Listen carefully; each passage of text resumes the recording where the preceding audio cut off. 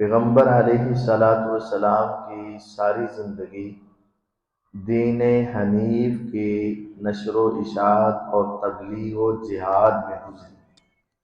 پیغمبر علیہ الصلوۃ والسلام کے آنے سے پہلے شام کے علاقے میں فلسطین، شام، اردن، لبنان، اسرائیل، یہ سارا ایک علاقہ تھا۔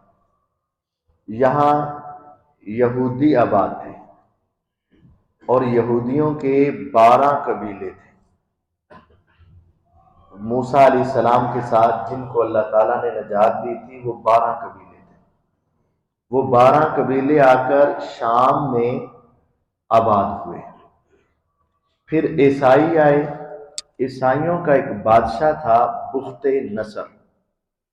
15ویں پارے کے پہلے صفحے میں ان کا تذکرہ موجود ہے۔ اس عیسائی بادشاہ نے ان یہودیوں پر بہت ظلم کیا اور ان کو بہت مارا۔ پھر یہ اپنی جان چھڑانے کے لیے، جان بچانے کے لیے، وہ 12 قبیلوں نے تورات میں پڑھ رکھا تھا کہ ایک آخری نبی محمد صلی اللہ علیہ وسلم آنے والے ہیں۔ وہ وہاں سے نکلے شام سے اور انہوں نے کہا کہ وہ سرزمین نخل، کھجوروں کی سرزمین میں وہ پیغمبر آئیں گے، ہم یہاں سے اب جا رہے ہیں، ادھر جا کر ان کا انتظار کریں گے۔ جب وہ آخری نبی آئیں گے اللہ کی مدد اس کے ساتھ ہوگی، ہم اس کے ساتھ ملیں گے اور اکٹھے ہو کر تمہارا عیسائیوں کا دوبارہ مقابلہ کریں گے۔ تو وہ 12 قبیلے وہاں سے نکلے۔ 9 قبیلے خیبر میں آ کر رک گئے کہ یہ کھجوروں کی سرزمین ہے، یہاں نبی آئے گا۔ اور 3 قبیلے انہوں نے کہا نہیں، یہاں نشانیاں پوری نہیں، آگے جا کر دیکھتے ہیں۔ تو یثرب، مدینہ جو ہے، ان کو وہاں نشانیاں پوری نظر آئیں، تو وہ 3 قبیلے مدینے میں آ گئے اور 9 خیبر میں ٹھہر گئے۔ یہ 12 قبیلے یہودیوں کے آ گئے اور آخری نبی کا انتظار کرنے لگے۔ ادھر پیغمبر علیہ السلام کی آمد ہوئی، آپ ہجرت کر کے مدینہ طیبہ میں پہنچے۔ حق تو یہ تھا کہ وہ آپ کو فوراً مان لیتے، لیکن انہوں نے سوچا یہ تھا کہ آخری نبی بھی بنی اسرائیل میں سے آئے گا، سیدنا اسحاق علیہ السلام کی نسل سے آئے گا، لیکن آپ سیدنا اسماعیل علیہ السلام کی نسل سے آئے، تو وہ اس ضد کی وجہ سے آپ پر ایمان نہیں آئے۔ 9 خیبر میں، 3 مدینے میں۔ حضور علیہ السلام ہجرت کر کے مدینہ میں پہنچے تو مسلمانوں کے دشمن 2 طرح کے تھے، ایک مدینے کے اندرونی دشمن اور ایک مدینے کے بیرونی دشمن، کفار مکہ وغیرہ۔ حضور علیہ السلام نے ایک بڑی حکمت عملی اپنائی کہ جب تک گھر محفوظ نہ ہو دشمن کا مقابلہ نہیں ہو سکتا۔ آپ نے اپنے پاس والے جو دشمن تھے یہودی 3 قبیلے، ان کے ساتھ آپ نے معاہدہ کر لیا کہ اگر تمہارے اوپر کوئی دشمن حملہ کرے ہم مسلمان تمہارا ساتھ دیں گے، اور اگر ہمارے اوپر کوئی دشمن حملہ کرے تو تم ہمارا ساتھ دو گے۔ اگر تم سے کوئی بندہ قتل ہو جائے تو دیت دینی ہے 100 اونٹ، تو تمہیں 100 دینے مشکل ہوں گے، 50 تم دے دینا، 50 ہم دے دیں گے۔ اور اگر ہم سے کوئی قتل ہو جائے تو 100 اونٹ دینا ہمیں مشکل ہوگا، 50 ہم دے دیں گے، 50 تم دے دینا۔ انہوں نے کہا ٹھیک ہے۔ ان تینوں یہودی قبیلوں سے آپ کا یہ معاہدہ ہو گیا۔ اب ان تینوں میں سے وہ پہلا بنو قینقاع تھا، جس کے بارے میں نے مختصراً آپ کو پہلے بتایا۔ ایک مسلمان عورت ان یہودیوں کی کسی دکان پر سودا سلف لینے کے لیے گئی، یہودی نے چہرے سے پردہ ہٹانے کا کہا، مسلمان عورت نے غیرت کا مظاہرہ کیا، یہودی نے شرارت کی تو ان کی چادر کو کسی کیل سے اٹکا دیا، جب وہ نکلی تو اس کا پردہ اتر گیا، یہودی ہنسنے لگے۔ ایک مسلمان نے دور سے دیکھا، وہ قریب آیا، اس نے یہودی سے لڑائی کی، آپس میں ہاتھ اٹھائے گئے، حتیٰ کہ مسلمان نے غصے میں آ کر یہودی کو قتل کر دیا۔ اب دوسرے یہودیوں نے اس مسلمان کو شہید کر دیا، مسلمانوں کی یہودیوں کی جنگ ہوئی۔ رسول اللہ صلی اللہ علیہ وسلم نے ایک پورا لشکر تیار کیا، اس بنو قینقاع پر آپ نے حملہ کیا، وہ اپنے قلعے کے اندر چلے گئے، مسلمانوں نے اس کا محاصرہ کیا، تقریباً 20 دن تک اس کا محاصرہ رہا، پھر انہوں نے ہینڈز اپ ہوئے، ہتھیار چھوڑ دیے، مسلمانوں نے ان کو یہاں سے نکال دیا اور وہ یہاں سے نکل کر خیبر میں پہنچ گئے۔ یہ تو بنو قینقاع ہو گیا۔ اب بنو نذیر دوسرا قبیلہ تھا ان کا، اور بنو قریظہ تیسرا تھا۔ آج بنو نذیر کی بات ہوگی اور تیسرے کی بات اگلے جمعے میں ہوگی۔ بنو نذیر جو تھا، ہوا کہ مسلمانوں سے 2 آدمی قتل ہو گئے، ایک مسلمان سے غلطی کے ساتھ 2 آدمی قتل ہو گئے، اب ان کی دیت دینی تھی۔ حضور پاک صلی اللہ علیہ وسلم بنو نذیر کے پاس گئے اور جا کر کہا کہ ہمارا تمہارا معاہدہ ہے کہ ہم سے ناحق قتل ہو جائے تو ہم نے دیت دینی ہے، تم نے ہمارا ساتھ دینا ہے، تو لاؤ اب دیت دو تم۔ انہوں نے کہا ٹھیک ہے ٹھیک ہے ٹھیک ہے، آپ اس قلعے کی دیوار کے سائے میں بیٹھے، ہم ابھی اندر جا کے مشورہ بھی کرتے ہیں اور اکٹھی کر کے آپ کو دے دیتے ہیں۔ یہ واقعہ 28واں پارہ سورۃ حشر کے اندر موجود ہے۔ رسول کریم صلی اللہ علیہ وسلم دیوار کے سائے میں بیٹھ گئے۔ یہودی ہمیشہ مکار، غدار اور جھوٹے ہوا کرتے، آج بھی اور پہلے بھی۔ کبھی یہودیوں کے اوپر اعتبار مسلمانوں کو نہیں ہونا چاہیے۔ جنہوں نے ہمارے پیغمبر علیہ السلام سے غداری کی، وہ ہمارا کیا خیال رکھیں؟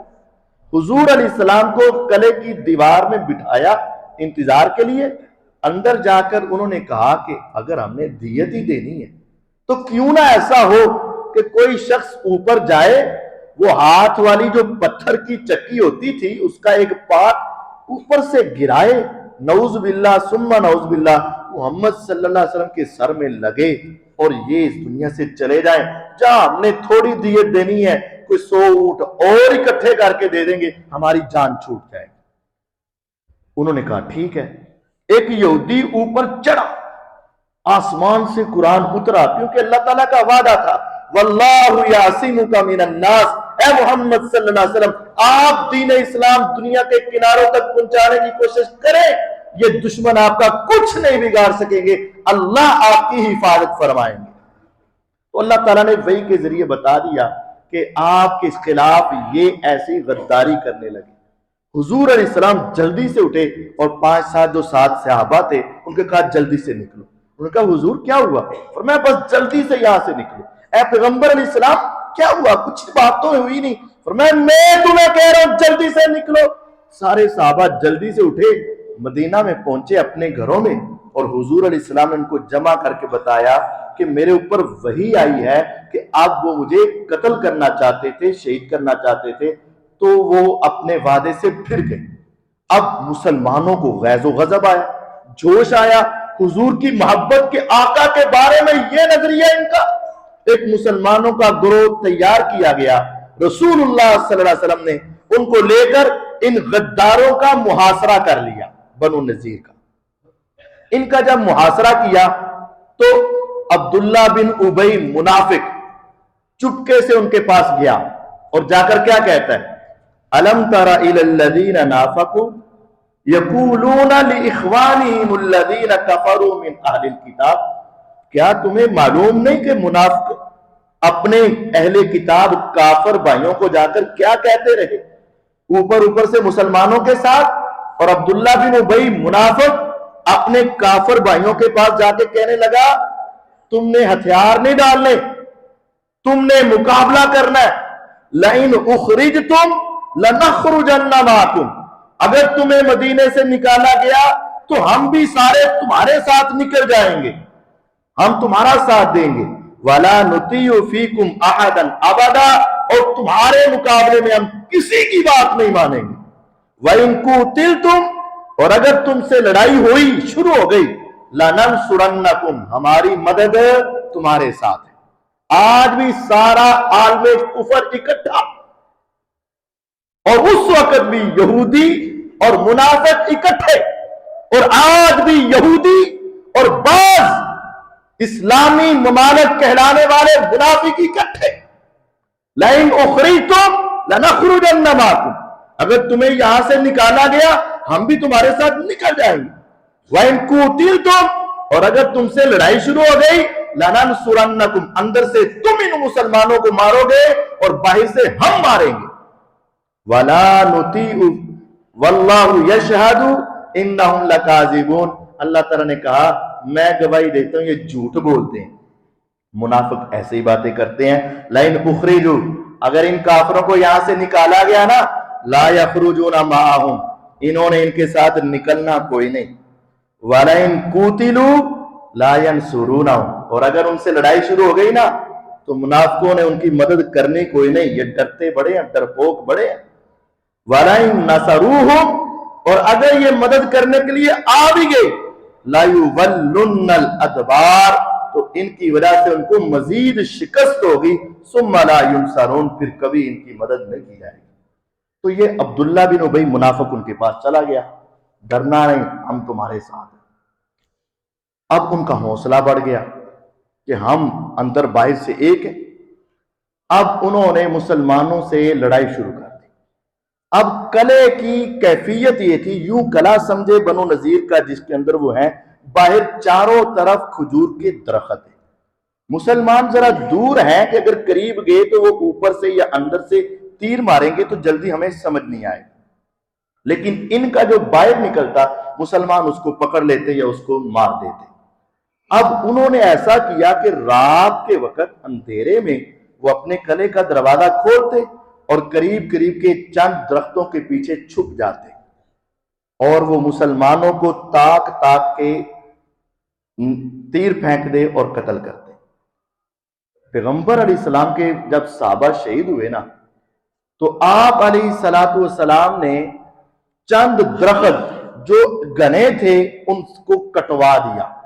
صبح ہوئی تو آپ نے وہ درخت کٹوا دیا. اب عبداللہ بن ابی منافق کو موقع مل گیا. وہ کہنے لگا یہ کیسا محمد صلی اللہ علیہ وسلم ہے، کیسا دین ہے. پہلے کہتے تھے کہ درخت نہیں کاٹنے، پھلدار درختوں کو نقصان نہیں کرنا، فصلوں کو تباہ نہیں کرنا، اور اب اپنے ہاتھ سے ایسا کیا جا رہا ہے. یہ اب مسلمانوں کو ان کے ذہنوں میں خیالات اور وسوسے ڈالنے لگا کہ یہ پہلے کچھ کہتے ہیں بعد میں کچھ کہتے ہیں، اپنی مرضی کرتے ہیں یہ اور وہ کرتے ہیں.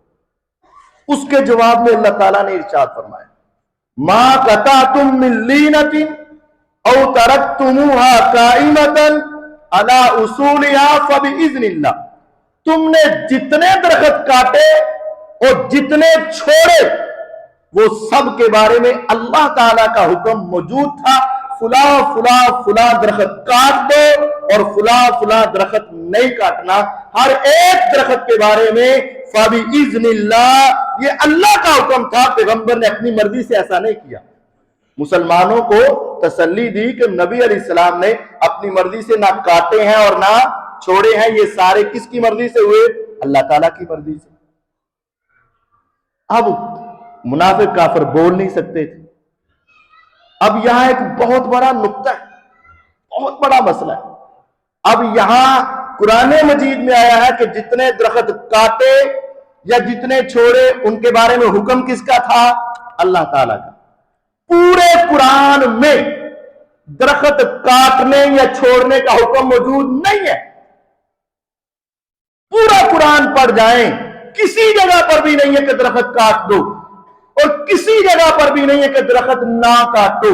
تو میرے اللہ تعالیٰ کہہ رہے ہیں میں نے حکم دیا تھا فلاں فلاں درخت کاٹو اور فلاں فلاں درخت نہ کاٹو. وہ حکم کہاں ہے؟ وہ حکم کدھر ہے؟ اللہ کا یہ قرآن سچا ہے کہ نہیں؟ سچا ہے کہ اللہ کا حکم تھا. کیا اللہ تعالیٰ کا یہ قرآن مکمل ہے یا نہیں؟ مکمل ہے. تو پھر اس میں ملتا کیوں نہیں؟ ماننا پڑے گا کہ اللہ تعالیٰ کے احکامات قرآن کے علاوہ بھی وہی آ کر حدیث کی صورت میں نازل ہوا کرتے تھے. اگر آپ کہو کہ یہ اللہ تعالیٰ نے نعوذ باللہ غلط بات کی تو کافر. اگر کہو کہ قرآن ناقص تو کافر.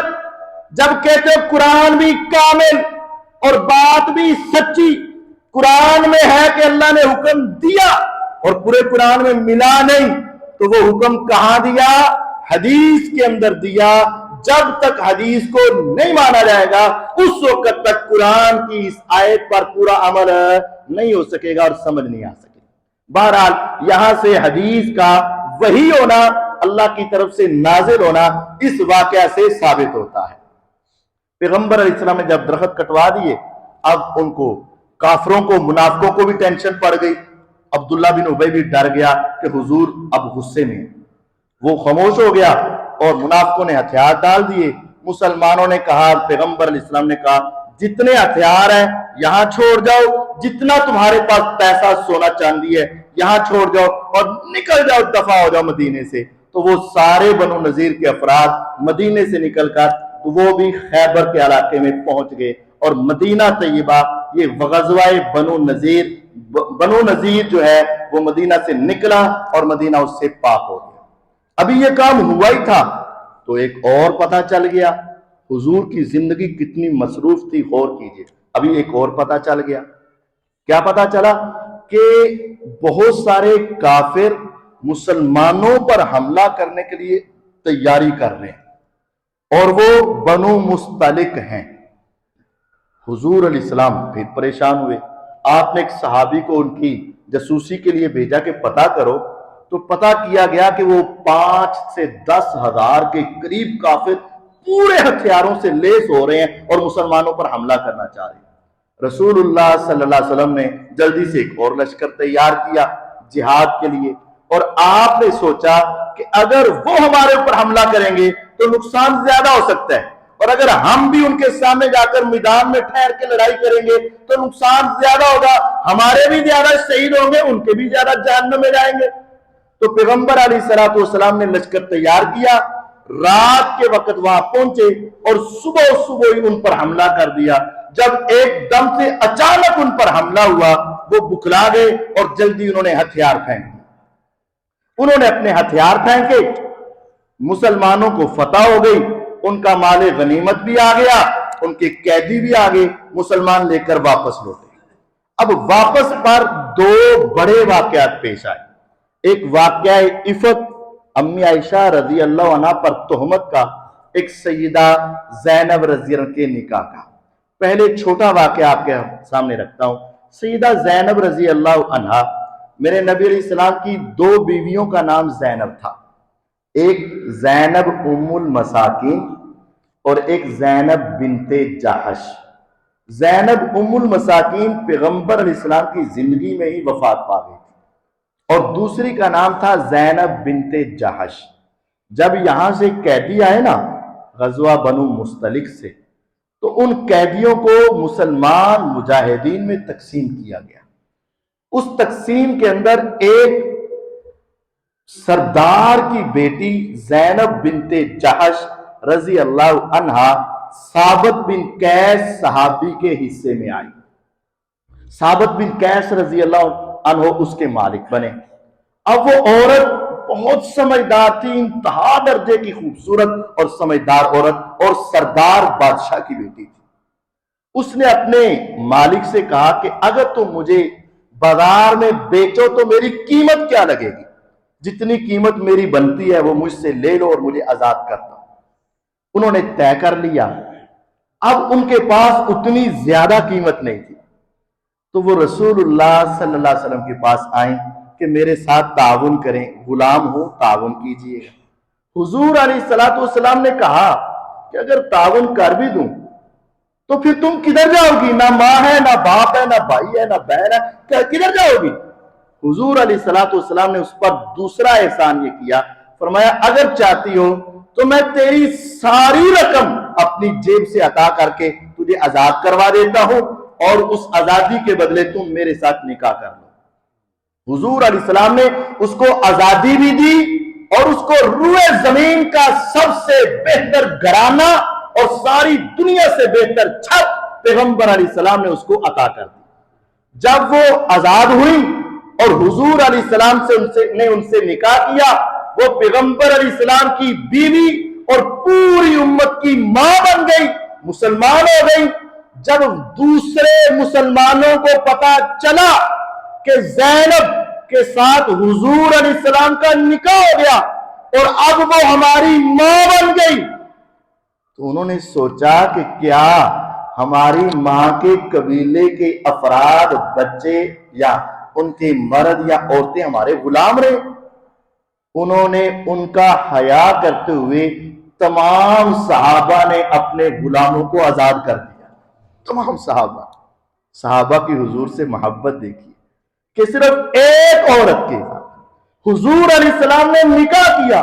صحابہ نے سوچا کہ میں اس عورت کو اپنا غلام بناؤں، اس لڑکے کو اپنا غلام بناؤں، اس مرد کو اپنا غلام بناؤں جس کے قبیلے کی عورت ہماری ماں بن گئی اور پیغمبر کی بیوی بن گئی، ہم ان کو غلام بنائیں۔ سب نے اپنے غلام آزاد کر دیے۔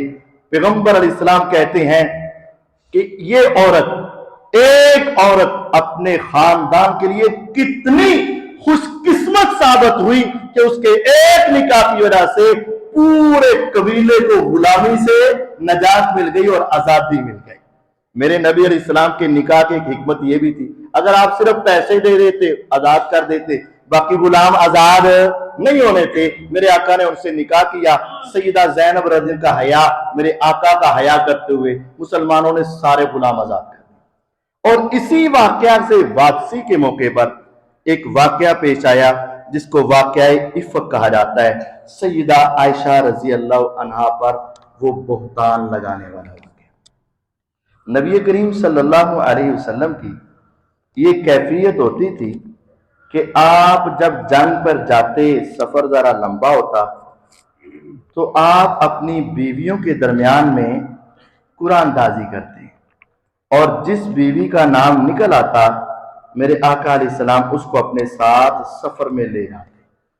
سفر کے اندر حضور اور ان کا ایک اچھا وقت گزر جاتا، اور وہاں جہاد میں جو زخمی ہو جاتے ان کو یہ عورتیں مرہم پٹی کر دیتی اور ان کے کھانا پکانے، پانی پلانے اور اس طرح کے کام عورتیں کر دیتی، کیونکہ جو سارا دن مجاہدین جہاد کرتے ہوں گے تو شام کو آ کر وہ کھانا خود کیسے پکائیں گے؟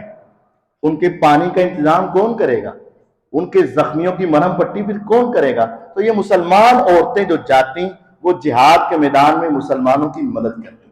تو رسول اللہ صلی اللہ علیہ وسلم نے بھی آپ نے قرآن دازی کی، سیدہ عائشہ رضی اللہ عنہا کا نام نکلا، آپ علیہ السلام ان کو ساتھ لے گئے۔ واپسی پر جب فتح ہو گئی، واپس آئے، سیدہ عائشہ رضی اللہ عنہا کا ایک الگ اونٹ تھا اور اس کے اوپر ایک ہودج تھا۔ ہودج کا مطلب ہوتا ہے اس طرح کی ڈولی سی بنی ہوتی ہے کہ اگر اس میں عورت بیٹھ جائے تو وہ باہر کے کسی آدمی کو نظر نہیں آتی۔ ان کے اندر پردے بھی لگے ہوتے تھے، آپ نے پرانے دور کی وہ چیز دیکھی ہو، اونٹ پر رکھنے والا ایسا کجاوا جس کے اوپر چھت ہو، چاروں طرف جو ہے اس کو کور کیا جائے اور اس کے اندر عزت والی عورتیں بیٹھ جائے کرتی۔ حضور علیہ السلام نے دو صحابہ کی یہ ڈیوٹی لگائی ہوئی تھی کہ وہ ہودج کو اٹھائیں اور اسی طرح اس اونٹنی پر رکھ دیں۔ امی عائشہ رضی اللہ عنہا ہودج میں بیٹھ جاتی، اونٹ پر چڑھنا بھی ذرا مشکل ہوتا ہے تو وہ اس میں بیٹھ جاتی، وہ اٹھاتے اس کے اوپر رکھتے اور سفر شروع ہو جاتا۔ جب واپس آ رہے تھے، رات ہوئی تو مسلمانوں نے آرام کے لیے ٹھہرے۔ نبی پاک صلی اللہ علیہ وسلم اپنے اونٹ پر ٹھہرے، امی عائشہ رضی اللہ عنہا اپنے اونٹ پر ٹھہری۔ رات کو ہی تھوڑی دیر آرام کرنے کے بعد اعلان ہوا کہ سفر شروع کریں تہجد کے قریب۔ تو امی عائشہ رضی اللہ عنہ کہتی ہیں میں نے سوچا ابھی قافلہ اٹھے گا، سارے اپنا سامان باندھیں گے تو میں جلدی سے قضاء حاجت کراؤں، تاکہ سارا دن عورتوں کے لیے اس وقت قضاء حاجت کرنا بہت مشکل تھا، کیونکہ وہ باہر بس کھلے میدان میں کسی جگہ پہ جا کے کرتی تھی، گھروں میں تو نہیں ہوتے تھے، اور سفر میں ویسے ہی تو وہ اندھیرے میں وہ فارغ ہونا پسند کرتی تھی۔ تو وہ جلدی سے گئیں اور اپنے قضاء حاجت کرنے گئیں، لیکن اتفاق ایسا ہوا کہ پیچھے سے قافلہ اٹھا اور چل پڑا، اور ان دو عزت والے افراد نے پوچھا نہیں کہ اندر کوئی ہے کہ نہیں، انہوں نے وہ ہودج اٹھایا اور اس کے اوپر رکھا اور چل پڑے بس۔ اور امی عائشہ رضی اللہ عنہ کہتی ہیں میری عمر بھی تھوڑی تھی، میرا جسم بھی ہلکا تھا، تو وہ ہودج کافی بھارا ہوتا ہے، تو ان کو احساس ہی نہیں ہوا کہ میں ہوں کہ نہیں، انہوں نے اٹھایا چل پڑے۔ میں واپس آئی تو قافلہ نکل گیا۔ جب قافلہ نکل گیا تو میں نے سوچا میں کیا کروں، پھر میں نے کہا کہ میں ادھر ہی ٹھہرتی ہوں، جو ہی رسول اللہ صلی اللہ علیہ وسلم کو پتا چلے گا وہ واپس ضرور مجھے تلاش کرنے کے لیے آئیں گے، تو میں ادھر ہی رک گئی۔ اب بیٹھی ہی تھی تو سفر کی تھکاوٹ کی وجہ سے مجھے نیند آ گئی۔ اور میں نے اپنی ہی چادر اپنے اوپر لی اور میں لیٹ گیا۔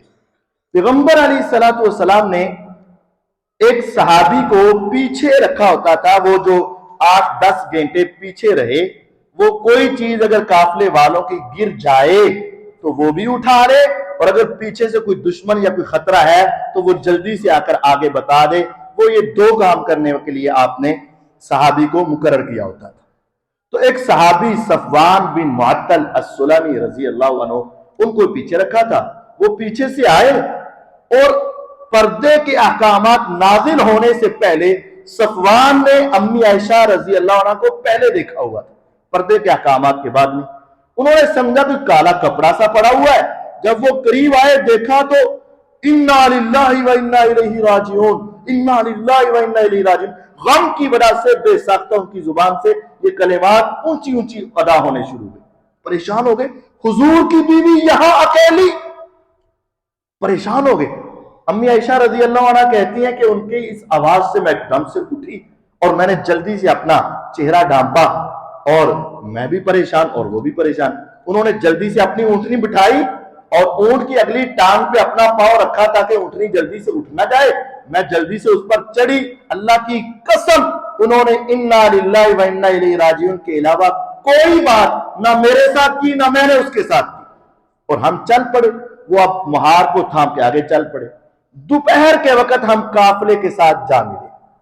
جب ہم قافلے کے قریب پہنچے تو عبداللہ بن ابی، منافقوں کا سردار، اس نے دیکھ لیا اور اس نے اب اندر اندر بات شروع کر دی کہ ایسے ایسے یہ ایک لڑکی اور ایک مرد، اور ایسے بدبخت نے بدگمانی پھیلا دی۔ امی عائشہ رضی اللہ عنہ کہتی ہیں کہ میں واپس آئی تو مجھے بخار ہو گیا اور 1 مہینہ تک میں بیمار رہی، لیکن اللہ کی قسم مجھے کچھ علم نہیں تھا کہ باہر کیا چل رہا ہے، باہر کیا بات ہے، مجھے کچھ علم۔ لیکن ایک بات ہے، میں پہلے جب بھی بیمار ہوتی حضور بے پناہ میرا خیال رکھتے اور انتہا درجے کی محبت، لیکن اب حضور بس آتے، حال احوال پوچھتے، بس آپ چلے جاتے۔ مجھے ٹینشن تھی کہ حضور کا یہ میرے ساتھ رد عمل یا رویہ اتنا بہتر نہیں، لیکن مجھے پتہ نہیں چل رہا تھا کیا ہوا۔ 1 مہینے کے بعد جب میں اپنی قضاء حاجت کے لیے کسی عورت کے ساتھ گئی، صبح کے وقت اندھیرے مستہ بن اساسہ رضی اللہ عنہ کی والدہ کے ساتھ، تو ان کی چادر پاؤں کے نیچے آئی تو تھوڑا سا پھسل گئی، تو وہ کہنے لگی مستہ ہلاک ہو جائے، تباہ و برباد ہو جائے۔ میں نے کہا امی آپ کیا کہہ رہی ہیں؟ ایک اپنا بیٹا اور وہ بدری صحابی، اور آپ اس کے لیے بد دعا کر رہی ہیں؟ انہوں نے مجھے دیکھا، کہا عائشہ تجھے پتا نہیں کہ وہ کس برائی کے اندر شکار ہو گیا اور کس برائی کے اندر وہ داخل ہو گیا؟ میں نے کہا کیا ہوا؟ کہتی تمہیں نہیں پتا؟ میں نے کہا مجھے تو نہیں پتا۔ کہتی تمہیں نہیں پتا؟ میں نے کہا نہیں۔ اس نے کہا کہ اس مستہ نے بھی تیرے بارے میں ایسے ایسے الزامات لگا رکھے۔ ہوا یہ تھا عبداللہ بن ابی منافق نے ایسا پراپیگنڈا کیا کہ بعض سچے مسلمان بھی جو ذرا ذہن کے کمزور تھے وہ بھی اس پراپیگنڈے کا شکار ہو گئے، اور انہوں نے کہہ دیا ہو سکتا ہے انسان ہے، غلطی تو ہو سکتی، اور اس نے بھی کہہ دیا۔ اب جب امی جان کو یہ بات پتا چلی، کہتی اللہ کی قسم میری بیماری خوب بڑھ گئی اور میں بڑی مشکل سے گھر میں آئی کہ میرے بارے میں یہ باتیں اور سب کے سامنے۔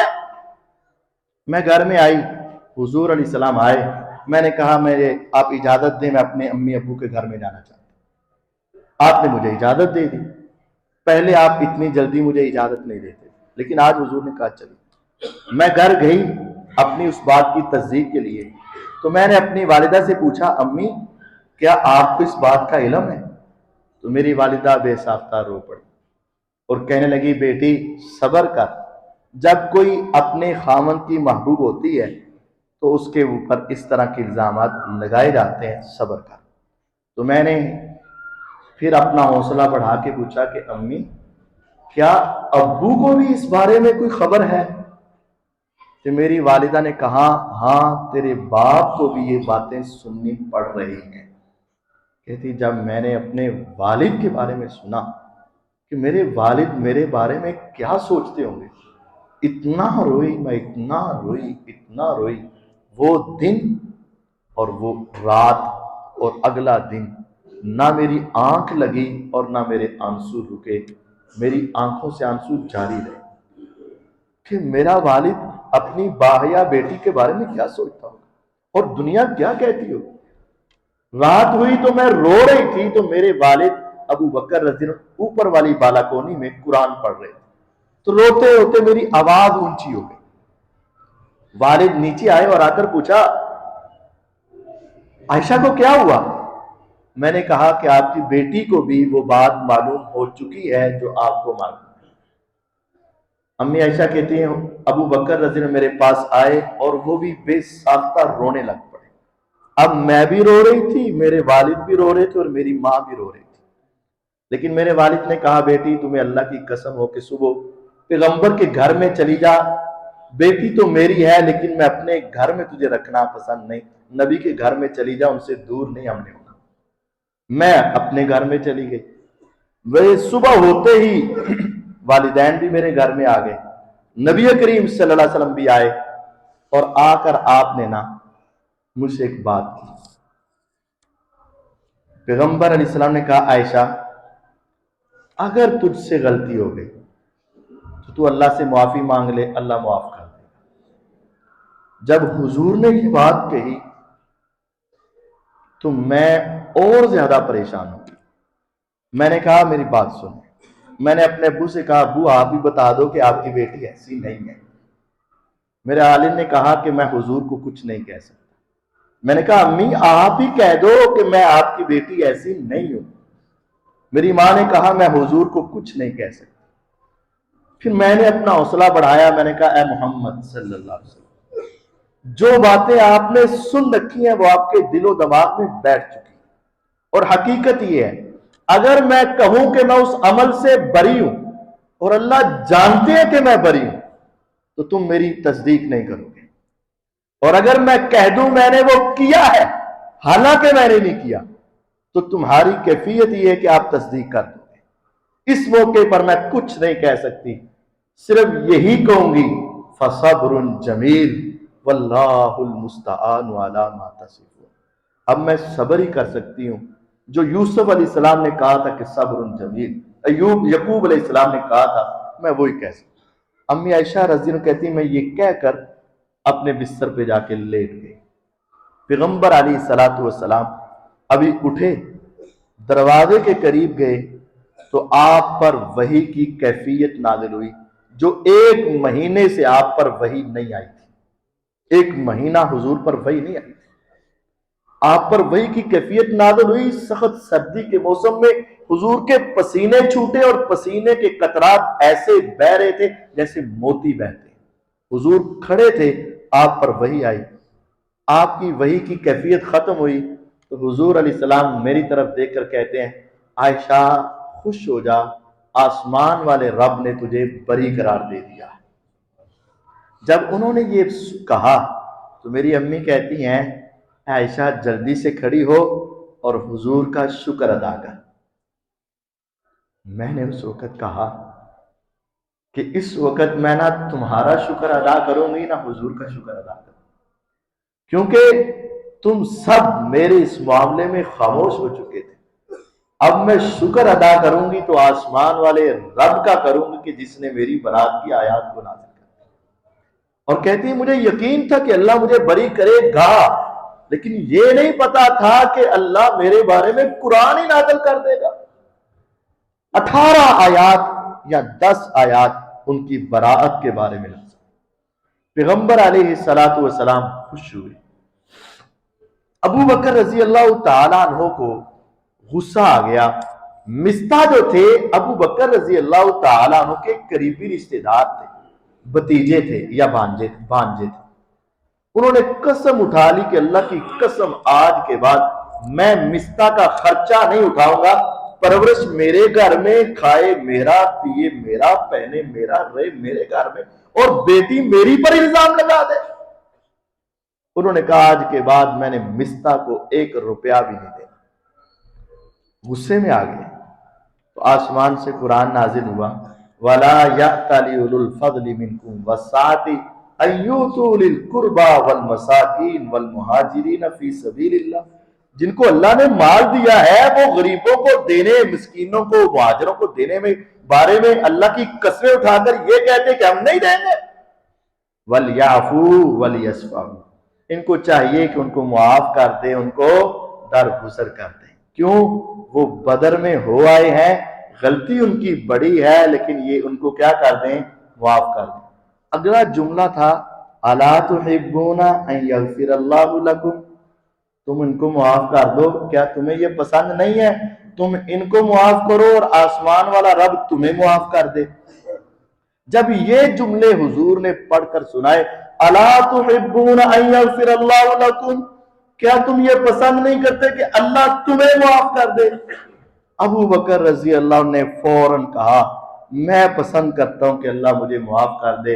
اے پیغمبر علیہ السلام، میں اپنی قسم کا کفارہ دیتا ہوں، میں نے مستہ کو معاف فرما دیا ہے۔